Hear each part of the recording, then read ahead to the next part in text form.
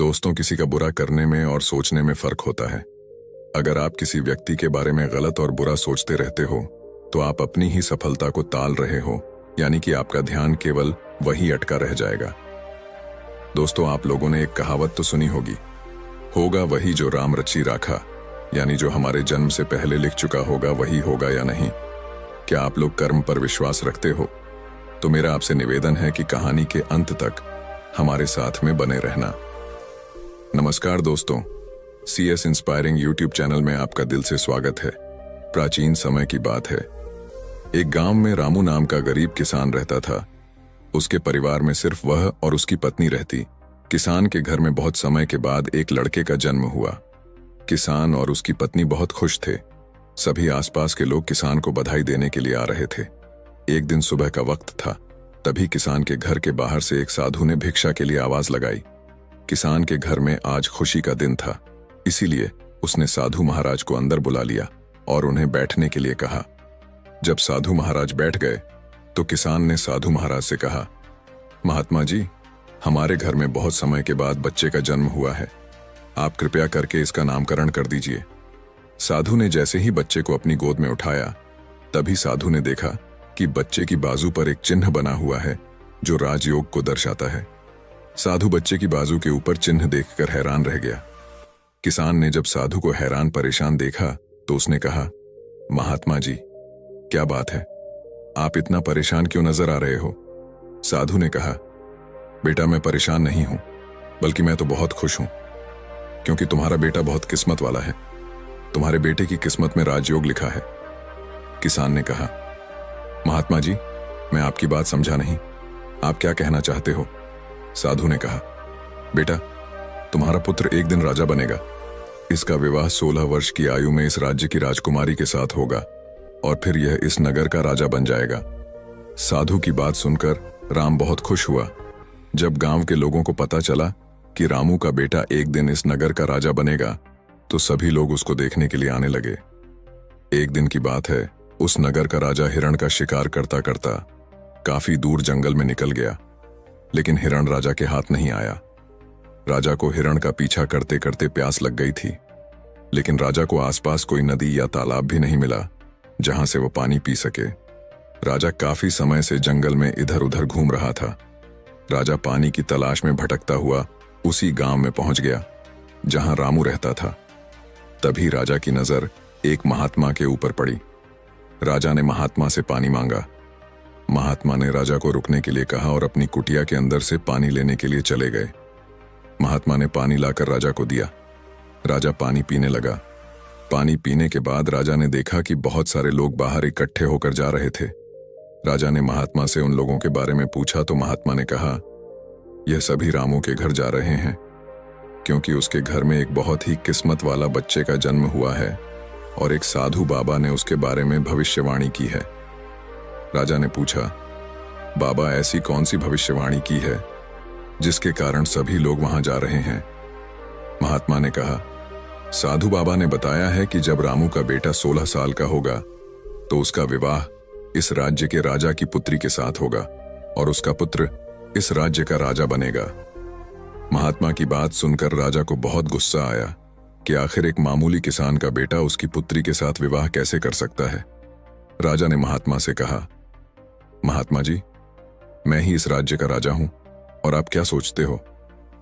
एक मामूली किसान के बेटे के साथ मैं अपनी बेटी की शादी कर दूंगा। महात्मा ने कहा, राजन, जो इस बच्चे के भाग्य में लिखा है उसे कोई नहीं मिटा सकता। राजा को अपनी ताकत पर बहुत घमंड था। उसने कहा, महात्मा जी, मैं भगवान का लिखा हुआ आपको मिटाकर दिखाऊंगा।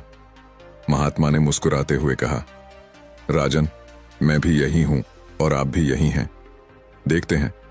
राजा ने महात्मा को प्रणाम किया और वापस अपने राजमहल चला गया। रात को राजा को नींद नहीं आ रही थी। वह यही सोच रहा था कि किसी भी हालत में उस साधु की भविष्यवाणी को सच नहीं होने देनी है। अगले दिन राजा अपना वेश बदल रामू के गांव में पहुंच गया। लोगों से पूछता पूछता राजा रामू के घर पहुंचा। राजा ने रामू के घर के बाहर जाकर उसे आवाज लगाई। रामू उसकी आवाज सुनकर घर से बाहर आया और उससे पूछा, आप कौन हो और किस लिए आए हो? राजा ने कहा, मैं सेठ हूं और मेरे खुद के कपड़े का व्यापार भी है। और पास के ही गांव में रहता हूं। मैंने लोगों से सुना है कि तुम्हारे घर में एक तकदीर वाला बच्चे का जन्म हुआ है और उसकी किस्मत में योग लिखा हुआ है।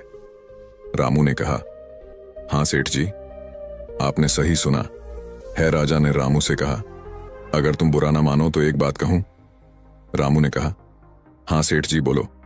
राजा ने कहा, तुम अपना बच्चा मुझे दे दो, इसके बदले में मैं तुम्हें बहुत सारा धन दूंगा और तुम्हारे बच्चे का पालन पोषण भी करूंगा। रामू की पत्नी ने कहा, नहीं सेठ जी, मैं अपना बच्चा आपको नहीं दे सकती। राजा ने कहा, तुम एक मामूली से किसान हो, तुम अपने बच्चे का पालन पोषण अच्छी तरह से कैसे कर सकोगे? रामू ने सेठ की बात सुनकर कहा, हाँ सेठ जी, आप ठीक कहते हो, हम इस बच्चे का पालन पोषण अच्छी तरह से नहीं कर सकेंगे। रामू की बात सुनकर उसकी पत्नी ने कहा, ठीक है सेठ जी, मैं आपको अपना बच्चा देने के लिए तैयार हूं, लेकिन जब यह 16 साल का हो जाएगा तब आप मुझे इसे वापस कर दोगे। राजा ने कहा, हाँ ठीक है, जब तुम्हारा बच्चा 16 वर्ष का हो जाएगा तो मैं इसे तुम्हें वापस कर दूंगा।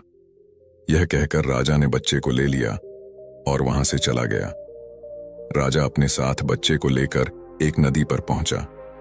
राजा ने सोचा था कि वह बच्चे को नदी में छोड़ देगा और उसकी मृत्यु हो जाएगी, लेकिन बच्चे का मासूम चेहरा देखकर उसको नदी में छोड़ने की हिम्मत नहीं हुई। बहुत सोचने के बाद राजा ने लकड़ी का एक संदूक लिया और बच्चे को संदूक में बंद करके पानी में बहा दिया। राजा ने सोचा, संदूक गहरी नदी में जाकर अपने आप ही डूब जाएगा और यह बच्चा मर जाएगा।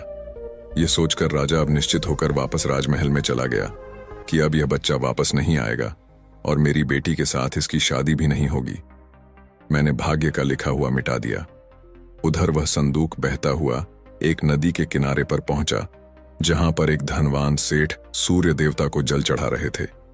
उस सेठ ने जब संदूक को खोलकर देखा तो उसके अंदर एक बच्चे को देख वह हैरान हो गए। उस सेठ की कोई संतान नहीं थी। सेठ उस बच्चे को अपने घर ले गया। सेठ की पत्नी बच्चे को देखकर बहुत खुश हुई।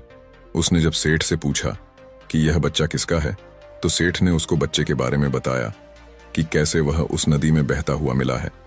सेठ और उसकी पत्नी ने बच्चे के लिए भगवान को हाथ जोड़कर धन्यवाद किया। अब वह बच्चा सेठ के घर में पलने लगा। सेठ ने उस लड़के का नाम सूरज रखा था। इसी धीरे धीरे 16 वर्ष बीत गए।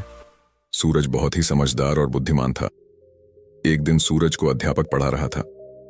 अध्यापक जो कुछ भी पूछता, सूरज तत्काल उसका जवाब दे देता। यह देखकर अध्यापक ने सूरज को कहा, तुम तो बहुत ही समझदार और ज्ञानी हो, तुम आगे चलकर बहुत बड़े आदमी बनोगे। अध्यापक सूरज की प्रशंसा कर रहा था कि तभी वहां से वही राजा गुजर रहा था जो किसी दूसरे राज्य में किसी काम से जा रहा था। राजा ने जब सूरज की तरफ देखा तो राजा वहीं पर रुक गया। राजा ने सूरज से पूछा, बेटा तुम कौन हो और कहां रहते हो और तुम्हारे पिताजी का नाम क्या है? सूरज ने कहा, महाराज, मैं सेठ हीरालाल का पुत्र हूं। यह पूछकर राजा वहां से चला गया।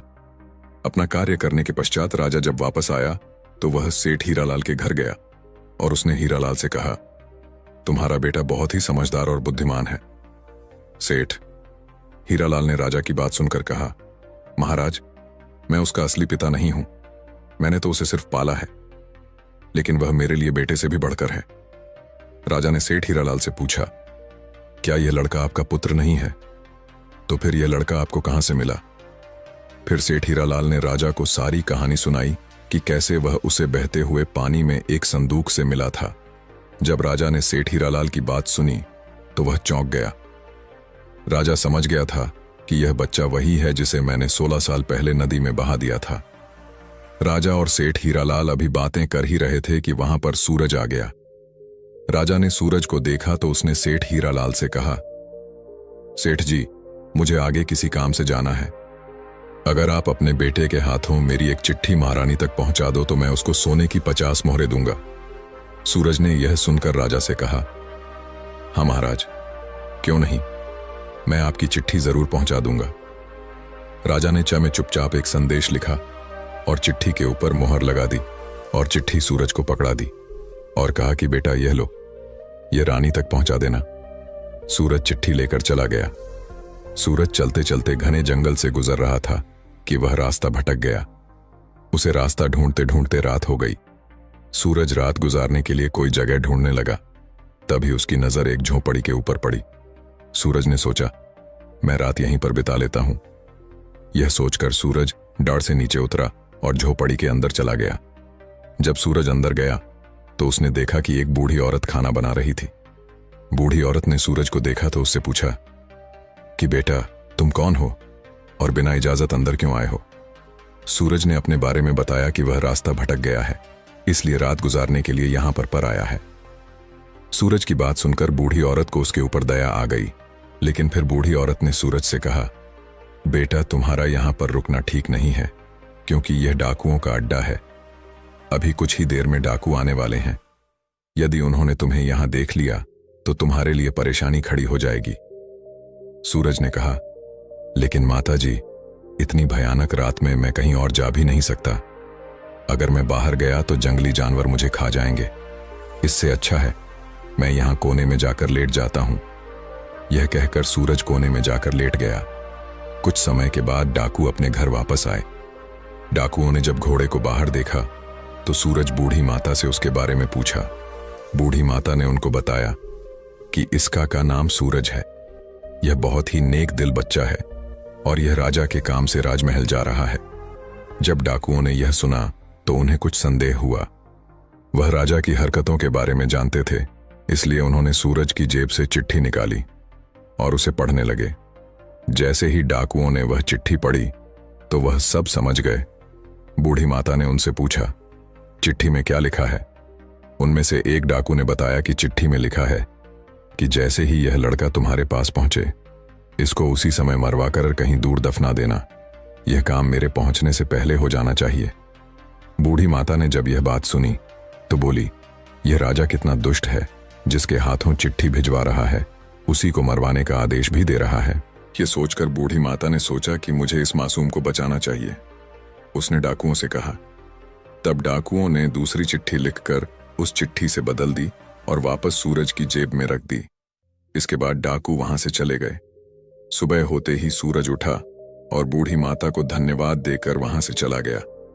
सूरज कुछ समय के बाद ही राजमहल पहुंच गया और उसने चिट्ठी महारानी को दे दी। महारानी ने चिट्ठी पढ़ी तो चिट्ठी में लिखा था कि यह लड़का बहुत ही बुद्धिमान और ज्ञानी है। यह राजकुमारी से विवाह करने लायक है, इसलिए मेरे आने से पहले ही तुम इसका विवाह राजकू से कर दो। महारानी सोचने लगी कि आखिर ऐसे कैसे महाराज किसी अनजान से राजकुमारी का विवाह कर सकते हैं। लेकिन फिर उसने देखा कि चिट्ठी पर राजा की मोहर भी लगी हुई थी, इसलिए यह लड़का झूठ नहीं बोल सकता। यह सोचकर महारानी ने राजकुमारी का विवाह उस युवक से कर दिया। कुछ दिनों के बाद जब राजा वापस आया तो उसे पता लगा कि उसकी पुत्री का विवाह उसी युवक से हो गया है। यह सुनते ही राजा गुस्से से आग बबूला हो गया और उसने महारानी से पूछा, तुमने यह सब क्यों किया? तब महारानी ने बताया कि महाराज, जैसा कि आपने चिट्ठी में लिखा था, मैंने वैसा ही किया है। राजा ने महारानी को चिट्ठी दिखाने के लिए कहा। जब महारानी ने चिट्ठी दिखाई तो राजा ने चिट्ठी में कुछ और ही लिखा पाया। यह देखकर राजा ने गुस्से में सैनिकों को कहा, जाओ और जाकर सूरज को पकड़कर लाओ। सैनिक तुरंत गए और सूरज को पकड़कर ले आए। राजा ने गुस्से में सूरज से कहा, तुमने धोखे से मेरी पुत्री के साथ विवाह तो कर लिया, लेकिन मैं तुम्हें अपना दामाद स्वीकार नहीं करूंगा। सूरज ने राजा की बात सुनकर कहा, लेकिन महाराज, मैंने तो आपके साथ कोई धोखा नहीं किया है। राजा ने सूरज की बात सुनकर कहा, तुम मुझे भी बेवकूफ बनाना चाहते हो, लेकिन मैं तुम्हें अपना दामाद स्वीकार नहीं करूंगा। अभी दोनों की बात चल ही रही थी कि एक सैनिक ने आकर राजा से कहा, महाराज, बाहर एक महात्मा आए हैं, वह आपसे इसी समय मिलना चाहते हैं। राजा ने महात्मा को अंदर लाने का आदेश दिया। महात्मा जी अंदर आए तो राजा ने उठकर उनको प्रणाम किया और उनके आने का कारण पूछा। महात्मा ने कहा, राजन, लगता है आपने मुझे पहचाना नहीं। राजा ने कहा, नहीं महाराज, मैंने आपको नहीं पहचाना नहीं। महात्मा ने मुस्कुराते हुए कहा, राजन, मैं वही हूं जिसे तुम आज से 16 वर्ष पहले भाग्य का लिखा मिटाने की बात बोलकर आए थे। जैसे ही महात्मा ने यह बात कही, राजा एकदम से चौंक गया। उसे सब कुछ याद आ गया। महात्मा ने मुस्कुराते हुए कहा, क्यों राजन, भाग्य का लिखा मिटा दिया? राजा ने आंखें नीची करके कहा, नहीं महात्मा जी, मैं भाग्य के हाथों हार गया। महात्मा ने कहा, राजन, भाग्य के हाथों कोई नहीं जीत सकता, इसलिए अब सूरज को अपना दामाद स्वीकार करो और अपना राजपाट उसको सौंप दो। राजा ने कहा, महात्मा जी, जैसा आपने कहा है वैसा ही होगा। राजा को समझाकर महात्मा जी वहां से चले गए। राजा ने सूरज से माफी मांगी और सारा राजपाट उसको सौंप दिया। तो दोस्तों, कैसी लगी आपको यह कहानी? आप हमें कमेंट सेक्शन में जरूर बताना, और अच्छी लगी हो तो इस चैनल को सब्सक्राइब जरूर कर लेना। तो चलिए मिलते हैं ऐसी ही कोई नई कहानी में। तब तक के लिए अपना ख्याल रखें। धन्यवाद और नमो बुद्धाय।